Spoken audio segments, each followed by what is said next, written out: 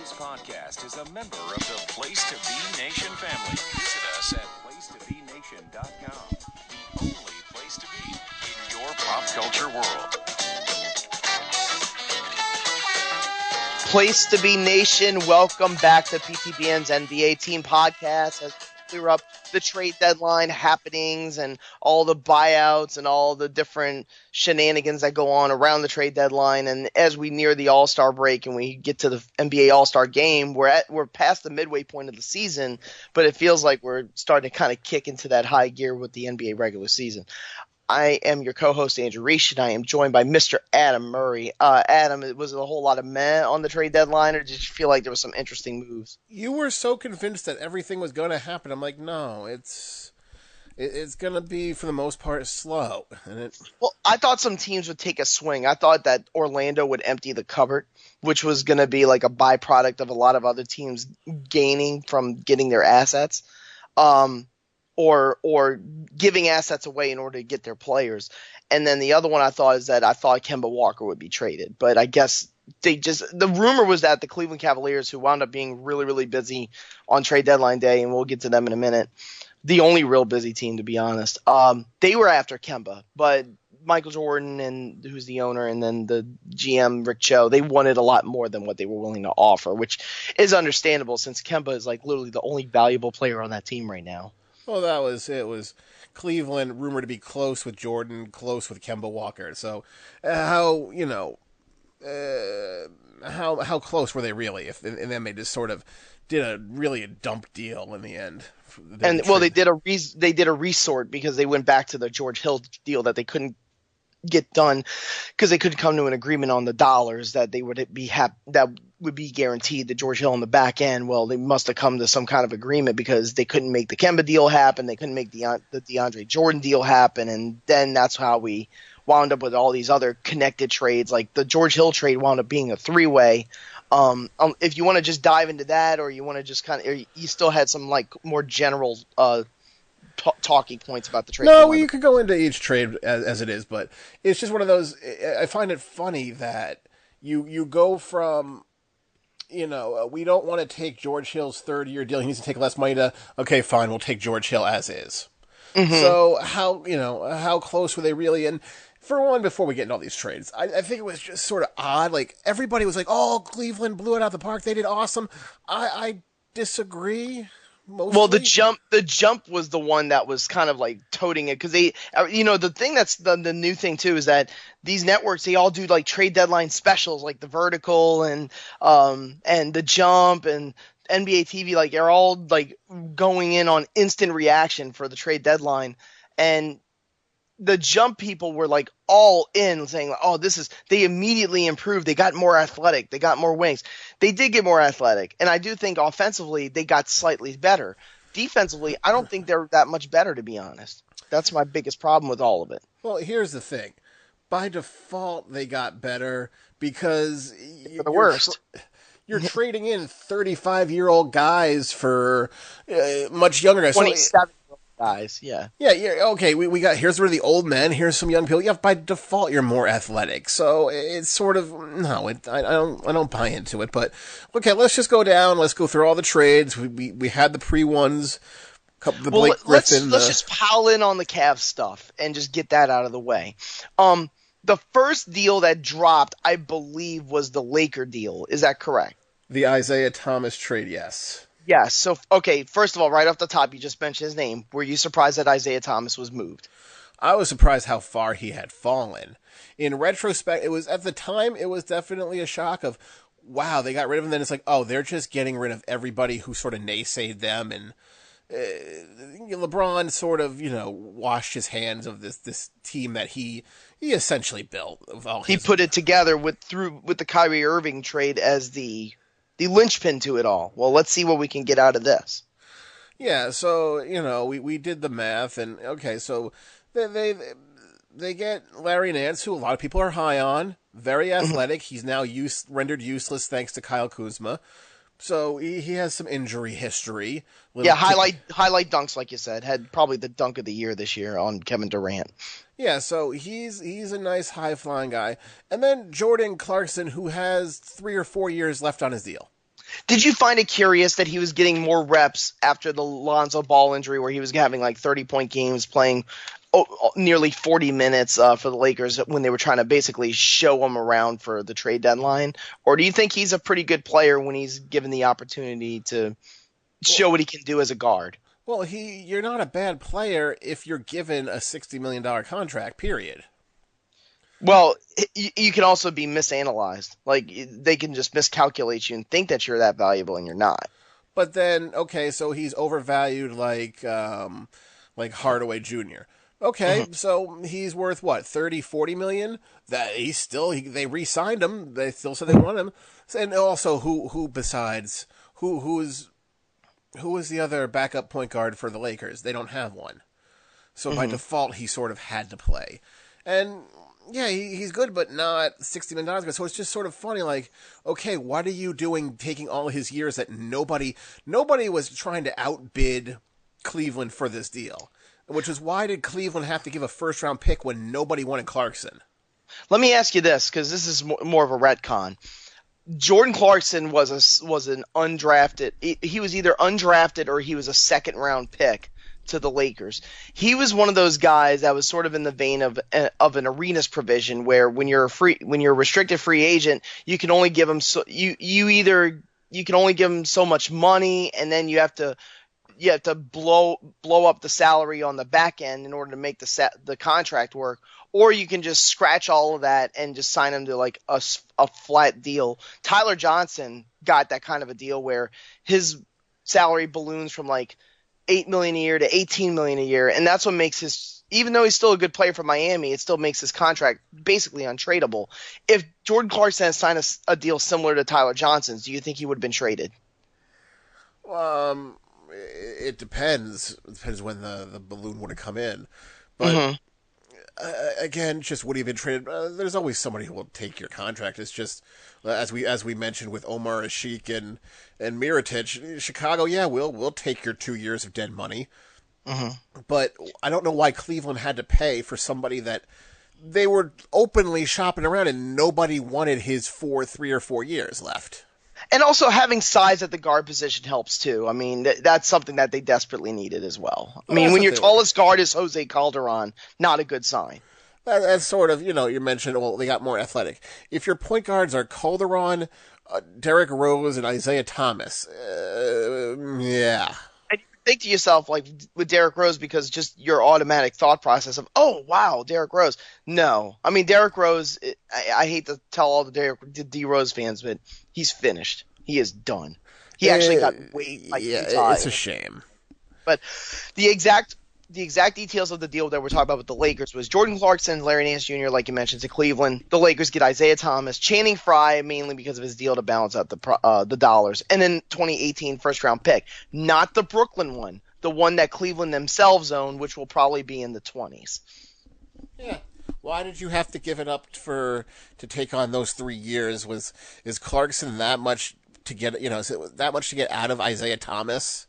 To get him far away, you have to give a first round pick just to dump his, expiring contract. It just seems I have to imagine Channing Frye will play out the season in LA. I don't see why he wouldn't. I don't see much of a. Well, I'm looking into the potential of him as a bio candidate. But there's not really a market for, we need to get him. He's sort of deteriorated in his old age as well. Yeah, well, he was a good locker room guy. I remember Richard Jefferson on his podcast when he was playing for Cleveland. He always championed Channing Frye as like one of the funny guys, one of the guys that kept the locker room uplifted. And with him gone, well, maybe it's just a different atmosphere. Here's the other one. This wound up becoming a three-way deal between the Cavaliers, the Jazz, and the Kings. Even though everybody knows that the Cavs and Kings were trying to put this deal together for about a month. The Cavs get George Hill, but they also get Rodney Hood from the Utah Jazz. The Jazz get Jay Crowder, and then they get Derrick Rose, who was immediately waived. The Kings get Iman Shumpert, a 2020 second-round pick, and Joe Johnson out of Utah. And Joe Johnson was waived. It's already been reported that he's going to sign with the Houston Rockets. So I don't even know about winners here. This might be one of the rare ones where I don't think really anybody wins, to be honest with you. It was, with Jay Crowder, it was just he had lost his mojo so bad in Cleveland, and hopefully he can. But he's still got that low ball contract. So. Yeah, and that's the only thing he has. Well, now he not the low ball contract. He has the contract he's sort of earning right now. Okay. In this, he has just been horrible in Cleveland. So now, hopefully, he can bounce back in Utah. Sacramento was just let's just shuffle around.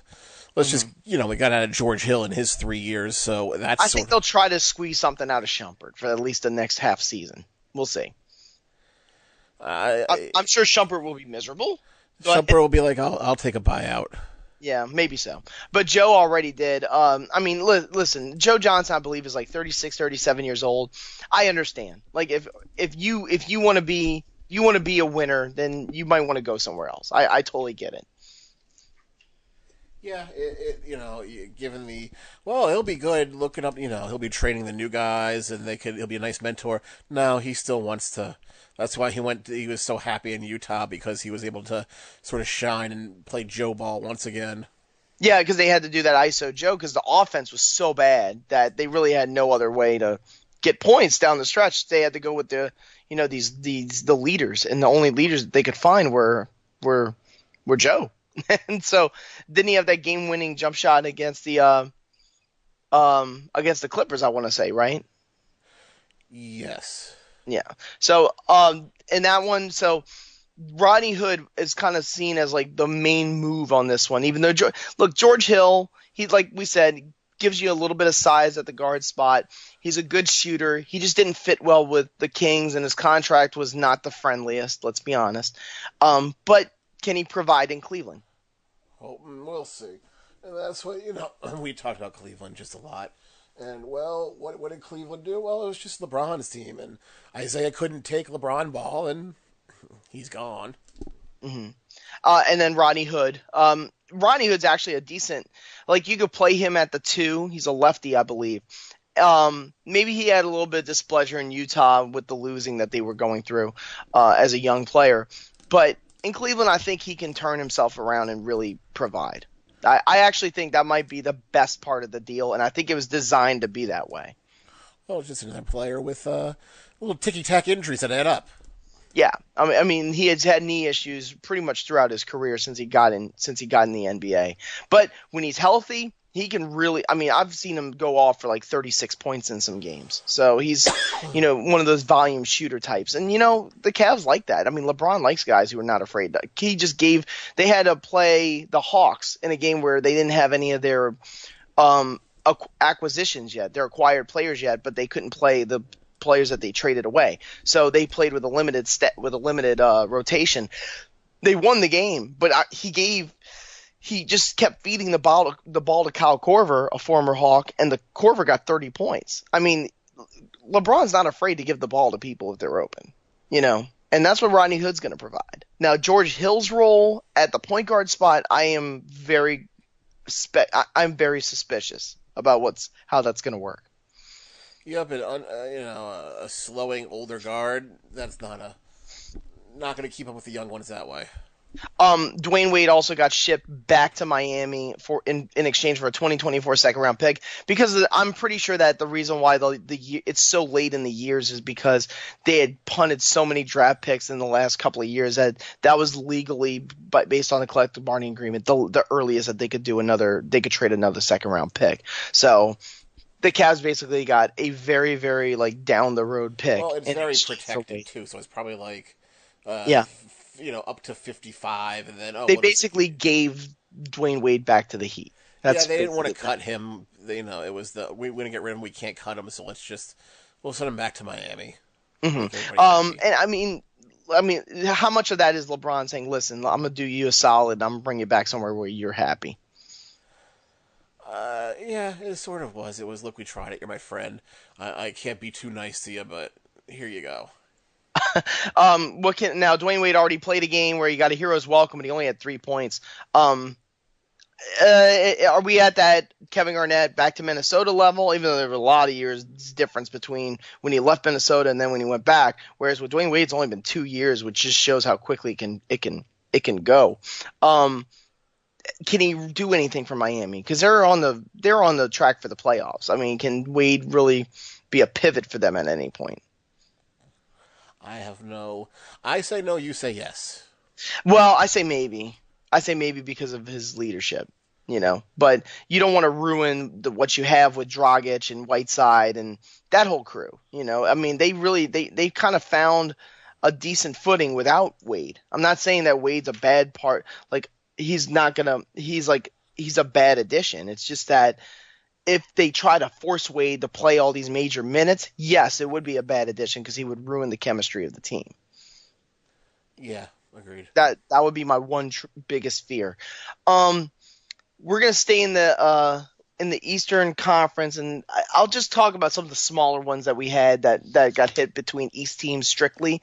One was the Hawks. They got Sheldon Mack. Now it's MACK, not MAC like I've been seeing on Twitter. The Wizards got a second-round pick in return, and then the Hawks just immediately cut Sheldon Mack. What was the motivation behind that? The Wizards just trying to open a spot to get Derrick Rose? Yeah, it's not one. It is. Yeah, Yep. Period. Well, I mean, the John Wall injury. I mean, I know that the scuttlebutt is, they're playing better without him anyway. But I mean, if you don't have John Wall for 2 months, you got to find another guard. And I know Satoransky's been playing well. He did suffer a terrible injury where he was going down baseline, had a great game, but he goes down baseline against the Bulls. Portis just hits him in midair and cuts, and he on the landing back with his head, he cut his head open. So hopefully he's not out for too long. Chris Dunn wound up being out for how long with his injury with his teeth and the concussion? Yeah. So that's a fear. But yeah, getting another guard in the open market for the Wizards and opening that spot by trading away Sheldon Mack, it makes sense. And like I could just repeat myself so many times. This is what happens. You signed all your money into Otto Porter, so you're just literally scrapping for. Well, did you hear the rumor that they were trying to move Gortat? Do you think that would have worked? What are they going to get for him? Like a team without Gortat. Like you take Gortat out of that rotation, you get let's say Nick Mirotic, and you get him instead. Would that have even worked? No, not really, because who's playing the 5? Gortat, yeah, I know they were trying to move him, but. Well, that's what happens when you don't give yourself a team option in the last year. That was in 2014, I want to say. They just straight gave him 4 years, 4 years straight up. Yeah, everybody, here you go. Here's all your deals. We're cool. We'll be cool for 5 years. Don't worry about it. Now, you're stuck with who you have. The next one with all East was the Miami Heat. Luke Babbitt's going to play for the Miami Heat forever, isn't he? He makes it on to the league every year somehow. The Heat got him back in exchange for Okoro White. Okoro White was one of those champions of their G League affiliate, the Sioux Falls Skyforce. Yep.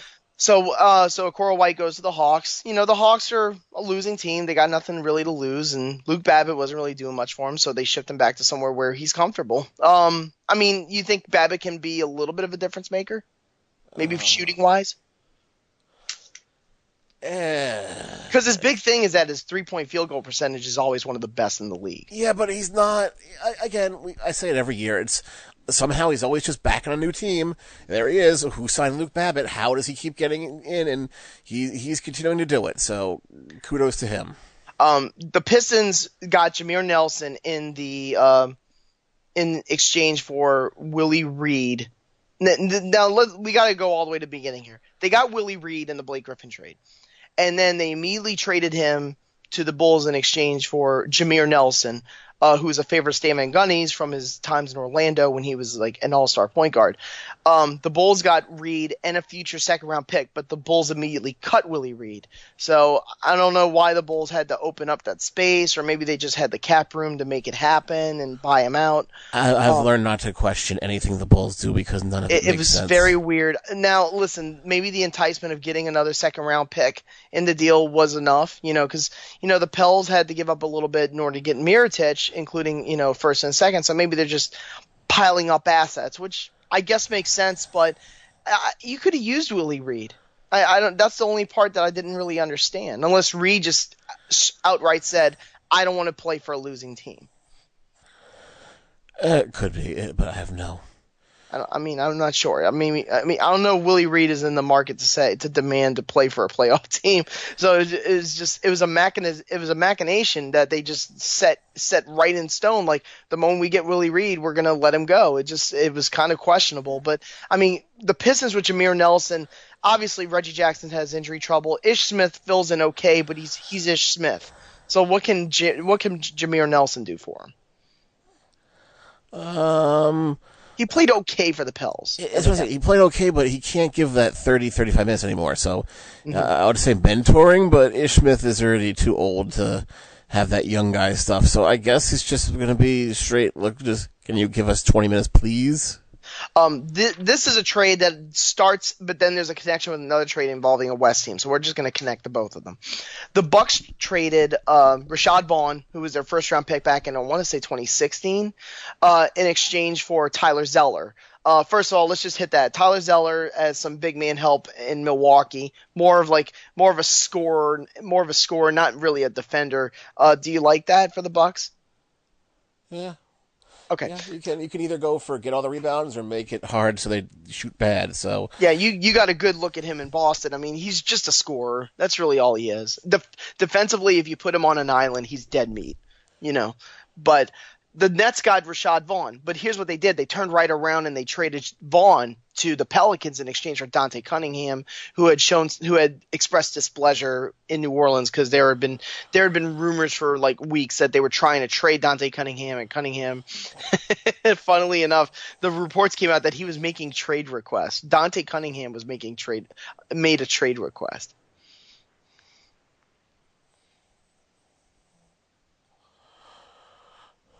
And by the silence, I would assume that doesn't really register with you.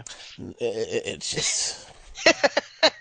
What do you really want me to say there? Well, Dante Cunningham is now a Brooklyn Net.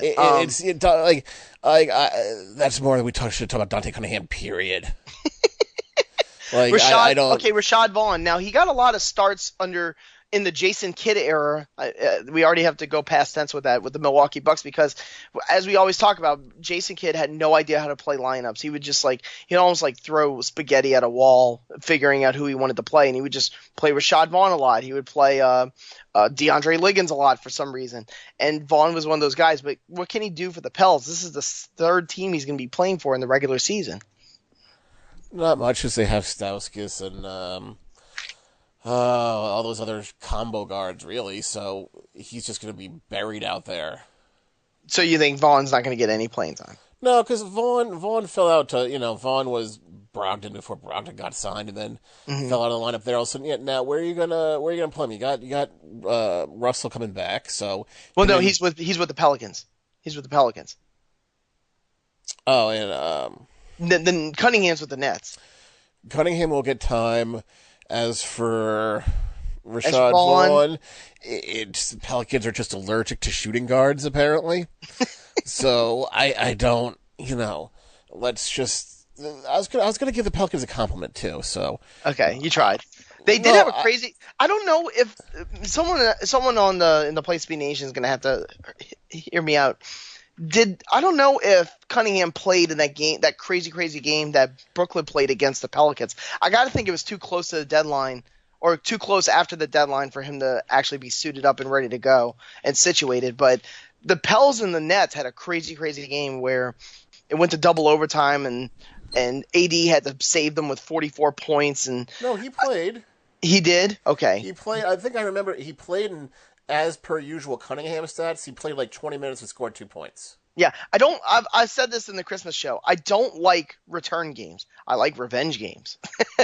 Revenge games are fun. I love I've suffered through it a few times with Eric Gordon, where Eric Gordon just goes completely nuclear on the Pelicans every time he plays them. Plays the best game he's played the whole season. We just saw one recently, I believe, with Zach LaVine, right, where the Bulls played the Timberwolves, and LaVine went nuts. He scored 15 points in the fourth quarter, 35 points in the game, and they pulled out a win against the Wolves.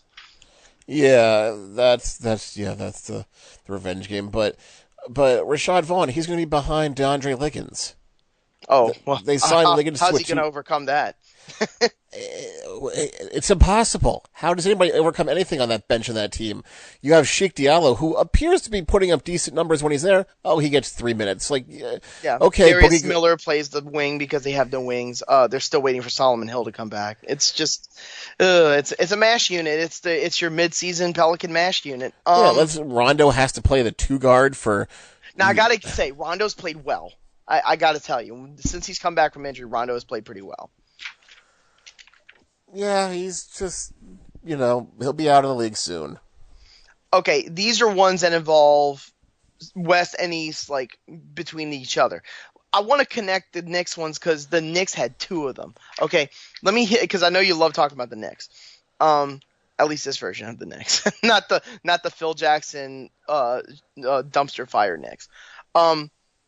They had a trade with the Hornets, where the Hornets got Willie Hernan Gomez. Now, I like Willie Hernan Gomez. He's a good player. The one thing that the Knicks have been able to do is scout big men. And they decided to ship him, and the Knicks get Johnny O'Brien, a 2020 second rounder, and a 2021 second rounder. What I wonder, unless they cannot do it legally because they acquired him in the same trade, is if they can take those 2 second rounders and merge them together for a first in a future trade. They could. Do you think that's the goal there? I think their goal is just to collect stuff, period. I don't know what they owe and what they don't owe. I think they have all their picks. Well, the part that we didn't mention yet that happened between the episodes that, unfortunately, Kristaps Porzingis tore his ACL. Not only that, he tore his ACL in the worst way. He was dunking over Giannis Antetokounmpo, and then on the landing, there goes the knee. Yeah, that was just one of those sad, and that's not good for the NBA. No, of course not. But no, yeah. But at the same time with this trade, it makes no sense. He's gone, so okay, there's going to be minutes at the center. Nope, we're not going to get him. Okay, let's trade him to a team. Okay, this team, where is he going to play on that team? You have Howard, you have Zeller, who's back. You have Frank Kaminsky. So he's just going to be the third string center again. So you think the Hornets just cornered themselves into a bad deal simply by getting the wrong type of player? They gave up 2 second-round picks. I don't know what. And Johnny O'Brien is consequential. I mean, I don't even know if he's going to finish with the Knicks. To be totally honest with you, that's a G League guy. Yeah. He'll just be there. He'll finish out the year, and then he'll bounce around again. Yeah, they've already lost 5 in a row. They were already in that funk before the Porzingis injury. Now with the Porzingis being out for the season, it's just like the Knicks are smartly basically doing. I mean, a lot of teams were trying to fleece him at the deadline. I don't feel like they got fleeced. Do you feel that way? The Knicks or the Knicks? No, it was just a move to. Okay, he doesn't want to be here, so let's just dump him for any. We got 2 second-round picks from. Okay, that's better than nothing. Okay, here's the other deal that involved. It actually became a 3-way between the Knicks, the Nuggets, and the Mavericks. The Mavericks got Doug McDermott. I will say, in this deal, I felt like the Mavs got the best player. But let's finish it. The Knicks get Emmanuel Mudiay. The Nuggets finally gave up on the Mudiay project, got him with a super high lottery pick. It just didn't work out. Jamal Murray had played ahead of him at the guard spot anyway. And then the Nuggets get Devin Harris's rotting corpse and a second-round pick in 2018 in this upcoming draft. So, do you feel like there was a winner there? I like how you still, you're still on the Dougie Buckets train. I had to when everybody get on else is the Doug McBuckets. Yeah, everybody else is off it. He's already playing for the Mavericks. I mean, what's Emmanuel Mudiay going to do for the Knicks? Yeah, he's playing for the Mavericks. He's also playing on his 4th team in 3 years or 4 years. So, yes, you're right about that. And there was no shortage of minutes in Chicago when he couldn't do it. Okay, you're buried in Oklahoma City. I get it. There's no reason he couldn't get minutes in New York. Couldn't do it. So you could still stay up on him. What about Mudiay in New York? Mudiay, I think is just a good, maybe just a change of scenery. I don't, he's terrible, but Denver's also like that Milwaukee team where they don't have a rotation, and you have Jamal Murray, who's not a point guard, having to sit there because he's the smallest, and then it maybe just one of those changes. A new coach, new style might do anything. Will it? Probably not, but he's a nice. They have a nice couple months to look at him for free, so No harm, no foul. And then Devin Harris, I mean, he might just get cut. I don't even know. I mean, that's a like we just said about Johnny O'Brien. That's inconsequential. Like that could mean nothing. The second round pick's fine. I mean, maybe the Nuggets got the better end because they just got the draft pick. Yeah, but the Nuggets, that's the last thing they need right now with a young roster is more picks. That is true because they're trying to gear up for a playoff run. As I look at the West standings, they are at the 7th spot at 30-26, just won a game against the Phoenix Suns. They are ahead by a half game with the Pelicans who have the 8th spot, who are hanging on for dear life against a surging Clippers team. And then also the Jazz. The Jazz have won 8 in a row. I mean, we just talked about how we weren't sure about their chances, and here they are on a run again. Yeah, well, I think it's just more that the West is the bottom is sort of the bottom is sagging that the 7 and 8 seed. So because once you get to Oklahoma City, like Portland seems to have strengthened. Damian Lillard had that another one where a Portland Trailblazer guard goes completely nuts in 3 quarters. Lillard had 50 points and like 9 made threes, went absolutely nuts in like less than 30 minutes. After McCollum had done a very similar thing. I don't know. I don't want to say that Portland is absolutely at that stabilized spot at the 5 spot, but they are ahead of the Thunder, or they're tied with the Thunder. So, I mean, do you still feel comfortable with Portland there, or do you feel like that the bottom still might sag? Oh, they're still going to start. They're going to go down a bit because Portland, like we've mentioned every year, it's just, you have 2 players who are the same guy in Lillard and McCollum, and then the rest is just not that good. Well, they're only a game ahead of Denver. It's just surprising with the Thunder. The Thunder always surprise me. When I think they're going to suck, they're good. When I think they're going to be good, they suck. Like, they're just hard to predict. Minnesota is – I think it's Minnesota at the 4 spot where it really starts to stabilize, where you're like, oh, okay, these are the really good teams. These are the teams that are going to have home court between Minnesota, San Antonio, Houston, Golden State. And then there's the drama there at the top. And we're going to keep talking about some of the trades because there aren't that many left. But – I wanted to talk about this thing with Golden State. What's wrong with them? Well, there's nothing really wrong with them. It's just you can't be as good as you were last year this year.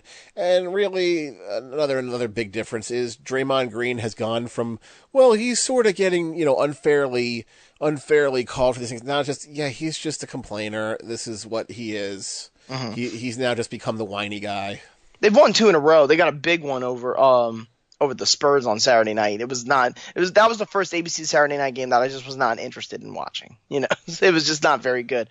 And Houston's won 7 in a row. That's kind of the other part of this, is that the Rockets are surging. Yeah, and of course they're gonna be, and because Houston tends to peak early, usually. What about first place Toronto Raptors? Should we screenshot this and hang a banner in the Air Canada Center? Well, it's just we had mentioned, it's like, they're going to be good, but it's just they're not a sexy team. Mm-hmm. And we did credit last episode the renewed spirit of DeMar DeRozan and his ability to sort of pass the ball as opposed to just holding it and make threes. Yeah, that's the other part too. But he's not chucking them up too. They're still very. Yeah. And you have Anunoby who's been defending well and being that defensive guy and not looking for any buckets himself. It's just they're just an unsexy team, but they're good. Yeah. Well, the thing I've noticed about the East, and I know this is very short term, a lot of them are kind of rattling off wins. If you look at Washington, Milwaukee, ever since they fired Kidd, they've been on a roll. Indiana has had a couple of good wins. Miami, the Dwayne Wade part was just like an addition. They've actually played. Well, I got to take that back because they've actually lost 7 out of their last 10. So maybe not Miami, but Philadelphia, after a sluggish stretch there, they've won 3 in a row, and then there's Detroit, and who finally lost a game against, of all people, the Clippers, Blake Griffin's former team, but up to that point they had won like 5 games in a row. So, the Pistons are surging trying to get that 8 spot. It just feels to me, Adam, like a lot of the teams in the East are starting to strengthen, and Cleveland's at that crossroads where it's like, okay, where are we going from here? Yeah, and it did reek of desperation, but also it was just one of those, you had to do it. And I mean, Boston, how far away are they? 6.5 games. I don't know if Cleveland can catch Boston and Toronto. I think it's too late. Would you agree? Nothing's impossible. It's just it doesn't look good for them. Toronto would have to have one of their signature shit kickers, that like just an awful like an awful month, which is possible. Now for Boston, because of how well coached they are and because of Kyrie seemingly on a roll, barring injury, I don't see it. I think Boston will stay ahead of Cleveland, but it didn't help them much when they wound up having to play Cleveland in the conference finals anyway. Totally different teams though. So we'll see what happens next time. Let us talk, since we were talking about the Raptors. The Bruno Caboclo era is officially over in Toronto. Yeah, there's a long chronicling story here about Bruno. G League champion Bruno Caboclo. Masai Ujiri got a little too cute in the 2013 draft. He saw Bruno in Basketball Without Borders, which actually is a program which has found some pretty good international prospects, from some of the third world countries. Some wound up pretty good. I can't name all of them off the top of my head, but they have located good players in the past. Bruno was one of those guys who he just kind of caught very young, and he just thought maybe I'll bring him in as a first. But the problem is the Raptors only had one pick. It was a first round pick, and they used it on Bruno. And it's one of the ones. That's the one where infamously Fran Fraschilla said he's, I think, 2 years away from being 2 years away. Is that what he said? Yeah, and not very dominant in the G League. Not very, you can't. They figured, look, we have this team. We'll build this, because they got that expansion franchise seemingly just for him. And I'm sure he played hard and practiced hard and did what he could as an individual player to get better, but it just wasn't there. And what's different than him and any other 20th pick? A lot of 20th picks, we tried and he just didn't cut it. Not everybody can. You're scratching a lottery ticket. You hope you hit a home run, but most of the time you strike out. Not everybody can be a Doug McDermott. Exactly. In exchange, they got Malachi Richardson, who the Kings, I guess, gave up on really quickly. He was the one that came out of Syracuse as a taller guard, had that one great performance in the tournament, and turned that into a first-round pick. But the Kings just didn't see it. Nope, the Kings, they just had... Well, where was he going to get room behind Buddy Hield and Bogdanovich? Well, didn't they cut Papagiannis also? They cut Papagiannis to keep him, and Papagiannis' agent went off saying how this team's dysfunctional, and you can't really argue with him. You don't draft... Well, there was one of those... It wasn't his fault he was drafted 13th. Nobody said, nobody said, we're going to, you're going to go high, so now you need to earn it. At the same time, a year and a half, you could have given another year of trying out, and you already picked up his extension for next year, so is that $4 million going to help? Who knows? But Caboclo, you get a flyer. Maybe he does something. Maybe he shows he can be on the roster. But he has more chance of playing than Papagiannis did with that glut of power forwards and centers, and Malachi Richardson, who was stuck behind those two guards. So, I will say this: the Raptors have this way of just finding reclamation projects. I'm not saying. I mean, Norman Powell was their draft pick. Jakob Poeltl actually wound up just being a good scouting. They just wound up getting a good player. Pascal Siakam, that guy was a first-round pick, and nobody thought he was a first-round pick, and he wound up being valuable. That's just good scouting. Well, that's just they're stuck against the cap. They're always against the luxury tax, so they have no choice but to be good scouters. But not only that, they're good at fitting in those people for the roles that they have to play. I don't know if that's good coaching, good assistant coaching, like you mentioned in the previous show. But yeah, it's a good job by them, but we'll see if they can fit in Malachi. Maybe he'll just go to Raptors 905 and just wound up playing for the G League or something. But we'll see. Who knows? The next one, and I know you love this guy because the Magic gave up an extra first round pick in order to move up to get him. They wound up trading Elfrid Payton to the Suns in exchange for a 2018 second round pick. Yeah, I was, we were talking about the trades. I was like, yeah, somewhere Rob Hennigan is crying. Yeah, that's silently. A classic give up. That's a classic give up move. He refused to trade him. He was untouchable. Now we'll give you a second round pick. Yours. go. We have, obviously new management had zero loyalty to any of those guys, and he wasn't that good, and the team, the statistics were like, oh, well, they play better without him. However, for Phoenix, who doesn't have a point guard, to get one for essentially nothing, it's a good, nice little win because they got no harm, no foul if he sucks. Yeah, I mean, if he's okay, then you can do the tender because his stock is so devalued that I don't think anyone as an RFA is going to be hunting to get Elfrid Payton. Am I correct? Exactly. Nobody. His value is very, very, very low, and he could go off for 30, and he can defend when he wants to. It's just they're still inconsistent. Well, he gets those triple doubles. That's the thing, and also defensively. That was the appeal of him, is that defensively he was good in college, but it never really conveyed into the NBA. That was the hardest part. Oh yes, let me just double back to Papagiannis quickly. Remember who that draft day trade was for him? They traded Marquise Chris, right?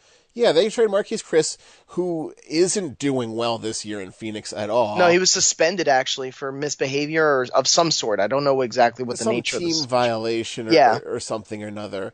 They got him plus Bogdanovich, the rights to him. Mm-hmm. So, Bogdanovich was a punted. That was sort of a punted draft rights. We actually had a similar trade where the Bulls got Noah Vonleh, and all the Blazers got was the rights to this 2007 pick named Nilovan Rakovic, which is just let's just give the guy these rights so that we can match the money. Yeah, and half those rights are just players who are now 29. I'm not trying to say Bogdanovich was a throwaway, but Bogdanovich was a guy that I think. No, he wasn't a throwaway. He was one of the highly sought after ones. But they knew he wasn't going to play for another year, so they said, okay, let's just throw it away. Plus Scalabissiere. Mm-hmm. So, in the end, King still made out, even with the boggling, let's cut him. They won the deal. Yeah. Yeah, they won the deal. And also, some names that were picked after him because he was so hot. Wayne Baldwin was picked 17th. Mm-hmm. Malachi Richardson, 22nd. Both those guys are Wayne Baldwin's back in the G League. He got cut already. So, at the same time, that 2016 draft wasn't as strong as everybody wanted it to be. No, I mean, I think a lot of people were pretty sure, that wasn't going to be that strong. Vonleh to the Bulls, I just mentioned that one. Can they make something of it? I mean, Portland tried. They tried everything. They desperately... They needed a big man, and they couldn't get it done. The thing is, he's 22 or 23, but he had nothing in Portland. It's just one of those, maybe Chicago will do something. Maybe that, because he played at Indiana that one year, so maybe that'll do something. But with Markkanen and Bobby Portis, where is he going to play, really? Well, I think we talked about this on the other show, is that the Bulls, potential-wise, I know that their management's a mess, but potential-wise, they're not that bad. When you look at them, they got a few pieces in place that could work. I still question the RFA status with Zach LaVine and what they're going to do with that. But that's always what's the market going to be for him. But Chris Dunn can play. Denzel Valentine, and not so much. I was about to say he's a bust. That's one where you could just throw him away down the road. But we sort of figure that out in college. Yeah. He's a senior. Valentine was one of those 2016 picks later in the draft that you were talking about. So. He was right. I think he was 14th. Yeah. I think he was the pick after, maybe? The one that probably wound up being the best player in the first round, outside the top four stud guys, was probably Domantas Sabonis, who the Thunder dumped. Taurean Prince, who's now doing well in Atlanta, was 12th. Yeah, and please don't give me, this one went to the Rising Stars. Dude, if you look at the Rising Stars rosters, there are people that get time or get blow in that game that are they're not even in the league anymore a year later. So yeah, and that's what basically the league is coming because the 2016 you had Diamond Stone and Steven Zimmerman both fell into the second round. They were supposed to be first round picks. Deontay Davis got the highest guaranteed contract in the history of second round picks, and that was the harbinger of the trade where Memphis traded away a first round pick in 2019 to Boston. he was the first pick of the second round, which is always, that's probably the most coveted pick outside of the top picks because But to give him a guaranteed contract and give up a first rounder in the future to get him is bad. But don't forget, he was also rumored to go ninth. Mm-hmm.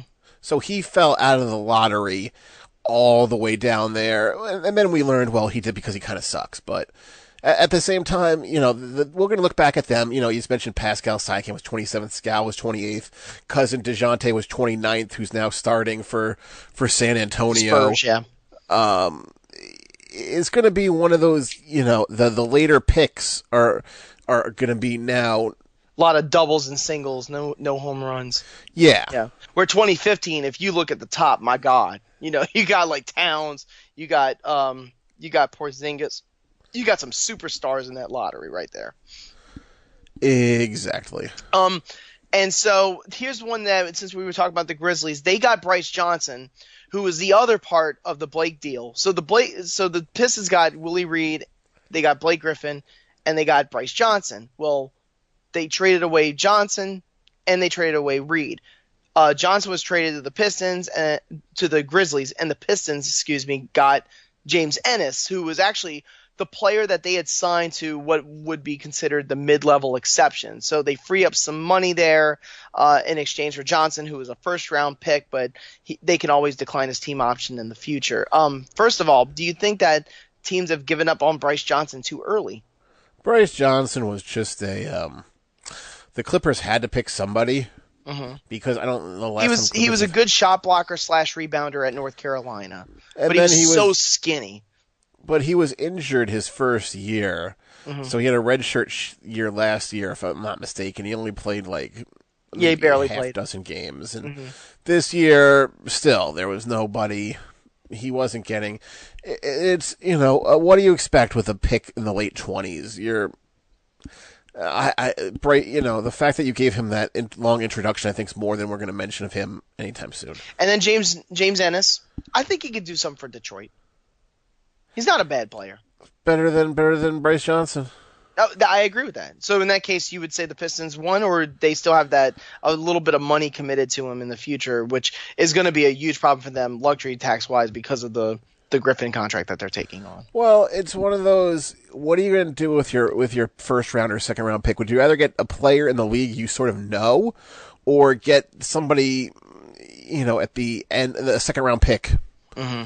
So, you take the devil versus mystery garbage because as we mentioned before, and we'll probably mention during our previews, not a strong draft this year. No, the draft is not looking too good. At the top, I mean, not to diverge, but you got guys like Ayton, who looks really good. Bagley looks really good. You got some top ones that are obviously. Yeah, you got top 5, top good. 6. But when you get out of even into the late lottery and outside the lottery, it is bare. There's really not a lot there. So I would even say mid lottery. All the Kentucky guys have now bombed out. Kentucky this year sucks. I'm just putting it out there. They do. They are really, really, really bad. Yes. Agreed. And that's what happens. Well, we'll get freshmen every year. Let's just get talent people who don't really play a position.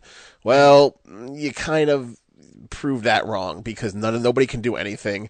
Nobody can shoot threes. Diallo desperately tried to leave and couldn't. You got Doncic. You heard the rumor about Michael Porter Jr. He's going to try to play. Do you think this is a good NBA crossover one because it does bleed into draft status? Do you think that's a good idea for Porter?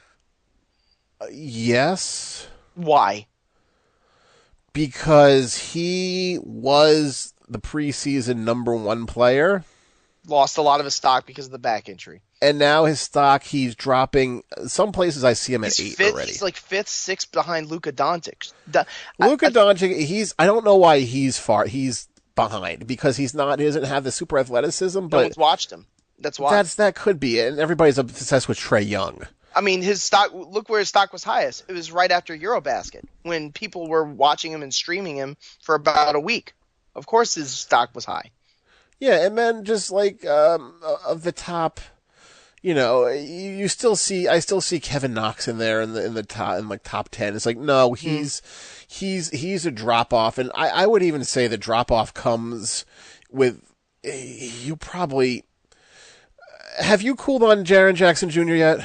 No, I think he's got a little something. I just don't want Deontay Davis-itis, where you have one of these big men from a good team that doesn't get minutes, and he looks like a PER god because he gets all these block shots, but he doesn't play major minutes. But, I mean, who is another guy like that? Wasn't Marvin Williams kind of like that in North Carolina? He kind of reminds me of Marvin Williams, if that's a fair assessment. That's not a glowing comparison. Well, I mean, Marvin Williams played for like 12, going on 13 seasons in the NBA. It's not that bad, Yeah, he played, but he's never that super. He's a shot blocking machine, and he's tall as hell. I'll say that about Jaren Jackson Jr. Miles Bridges I'm not fond of. I think he's out of position in Michigan State. And then when you just kind of rattle off of some of the other names, like I think the real stars are Ayton and Bagley. Those guys are studs. Those guys. Ayton, really Bagley, Young, and Doncic. Trae Young. I don't know. Because he has the last few weeks he's fallen off, but he has that household. It's going to be when you're in the tournament, his name's going to be brought up the whole time. And everybody wants to be one to watch. It already is. Like they literally have a tracker where they stick it. It's like a sticky tracker where they have Trae Young on the top the whole day, the whole game. Like exactly what Trae Young's stats are. Yeah, no matter so what's going on. He's going to be up there only because he's going to be that household name. Mohamed Bamba sort of cooled off a bit. You talk about a guy like, Charles Barkley always says, man, Shaq was the only guy who, when I was on the court with him, I always had big dudes around me like Manute Bol and Mark Eaton, but he said Shaq was the one guy who he was on the court with, and he said, man, that's a big dude. Mo Bamba is a big dude. He's a big dude, but again, his stock has slowly cooled into this. And then after that, you're getting to the UConn. I mean, the UConn's a dead program. Yeah. Kentucky kids who are just Hamidou Diallo, who do you think he made a mistake actually not doing none and done, leaving after the combine? You said he was going to be fine, and he will be. He'll be drafted 20th, probably where he would have been last year. And well, no, he wouldn't. He didn't have a first-round guarantee last year. Yeah. Kevin Knox, Robert Williams, Gilgeous Alexander, no. Yeah. What about Robert Williams at Texas A&M? Nope. No. That's kind of like Jaren Jackson Jr. is maybe I'll say it this way: he's a better version of Robert Williams. Jackson Jr., he's the litmus test. Mm-hmm. If you think he's good, okay, you can slide people to the upper echelon of the draft. If you're like, no, he's crap, and then right after 5 or 6, then that's where it drops. Yeah, I think he's the drop-off point. Yeah, and the guard play in the college basketball this year has been very good. That if you look at the Wooden Award semifinals, most of them are guards. Trae Young I think Trae Young's probably going to win the Wooden. Would you agree? Or do you think Jalen Brunson might sneak in there or somebody else? No, it'll be Trae Young. Yeah, and he's good. I mean, listen, the man's averaging 29? I can't remember his average now, but it's somewhere around 28 points a game and 10 assists. I mean, that's ridiculous. Oklahoma's doing the small school. Let's just ride our one guy and then take him as far as he could take us. The Hank Gathers approach. Yeah. Yeah, and he's sort of fallen. I mean, just any year you could have that one guy. And he's just, the wheels are slowly coming off now, which you could see. But he's entertaining. And as we wrapping up, since we talked about all the trades, we could just talk about some of the television schedule. On Tuesday on TNT, that's the players only night. It's going to be Cavaliers at Thunder, Spurs at Nuggets. Spurs Nuggets, which team do you think right now is actually better? Spurs. You still think the Spurs? Yeah, Nuggets are still kind of disorganized. You have to wait till, what's his name comes back, which should be soon, I think.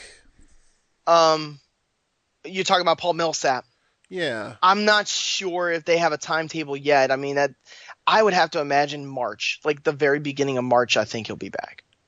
Yeah, we're almost halfway into February, so March is 2.5 weeks, 3 weeks away. So soon. Clippers at Celtics on ESPN Wednesday. The latter game is going to be the Warriors at the Blazers. That's always fun because both those teams like to get up and down. Your Thursday game, there's actually only one this time, and that's going to be the Lakers and the Timberwolves in Minnesota. Your Friday game, and that actually, the reason why is because it's All-Star Weekend coming up, so that's going to be their break time. It's All-Star Weekend, and you know what? It's the Olympics. Go watch some speed skating. Go watch some curling. Yeah, well, that's what a lot of rearranging about that because, like, for example, the Academy Awards is later this month than it usually is because they're trying to avoid staying away from the opening and closing ceremonies of the Olympics, which is always a ratings getter, you know. So, do you find that kind of odd that they're going to have the All-Star game in Los Angeles during the Olympics, the Winter Olympics in South Korea? No, because you're going against the prime time is already curated and pre-taped, so and the prime time is always going to be. It's going to be like, for lack of better terms, just women's events like ice skating. In the summer it's always the gymnastics. It's the one, you're not going to see the obscure sports or the... But the one thing I noticed about the Winter Olympics is that it's almost like in the range of like award shows on network and the Super Bowl. People are going to watch it no matter what. Oh yeah, it's always people are going to want, like, this morning before we got on, I was watching some luge. I could care less about luge, but you know what? It's competition. You want to see like, oh wow, that guy won by 0.02 seconds. I'm like, I guess that's good. I don't know. A couple of things that we have to a little house cleaning. Do you have to eat some crow about the Patriots losing to the Eagles in the Super Bowl? I'm not a Patriots fan. But you were convinced the Patriots were going to win. Yeah, most likely the Patriots will win. That's what they were supposed to do. Mm-hmm. Oh, they didn't. What happened? Oh, well, the obvious, you could see what happened. Belichick decided to be too cute. Said, I'm going to keep him. I'm going to keep Butler out. And then all of a sudden, the defense gets torched. Hey, maybe you should put him in, one of your best defensive guys. Nope. You're just going to, continue to stand by it. Yeah, Belichick blew the game, but it was just mostly, I'm surprised, like, how, like, devastated Patriots fans were. I think this was the one, like, they actually believed. Well, I will say this about the Patriots, and maybe I'm just reading into the tea leaves too much. I did get a sense of finality watching the Super Bowl with the Patriots. Like, it almost felt like a funeral. Like, it was almost like now listen, the Patriots are going to be really good next year without Patricia and Matt Patricia, who's leaving for the Lions. They're going to be good anyway. Tom Brady ran through for like 1,000,000 yards, even though he had the big crippling turnover at the end. They're still going to be really, really good. Don't get me wrong, but it did feel like, okay, I don't know if they're going to get this close again. If you know what I mean. Well, this was like the Spurs. Every year they pull it off. Every year they'll make it to the finals. Every year, Brady's down 6 points with 2 minutes to go. Oh, they're going to come back. That's what they do. I will say this. 2016, when they lost to the Thunder, that did feel symbolically like, okay, they're kind of similar to the Super Bowl with the Patriots and the Eagles. Like, okay, they're still going to be in the hunt, but it's not going to be the same. That's what a lot of the Patriots fans are like. Tom didn't pull it off. Mm-hmm. Our defense really is that bad. I will say the Doug Peterson's offensive game plan was genius. They did whatever they wanted to the Patriots defense. They fucking crippled them on every possession. It was unbelievable. Oh yeah, but that was the one surprising thing. But really fun, entertaining Super Bowl. I really was entertained by it. I didn't expect to be, but it was. I mean, listen, this is the way the NFL is now. You got to throw that freaking football. Like, if you can't do that, you're in trouble. Basically. Yeah, and you got to win at the front line. So, All-Star game, dunk contest. Who you got?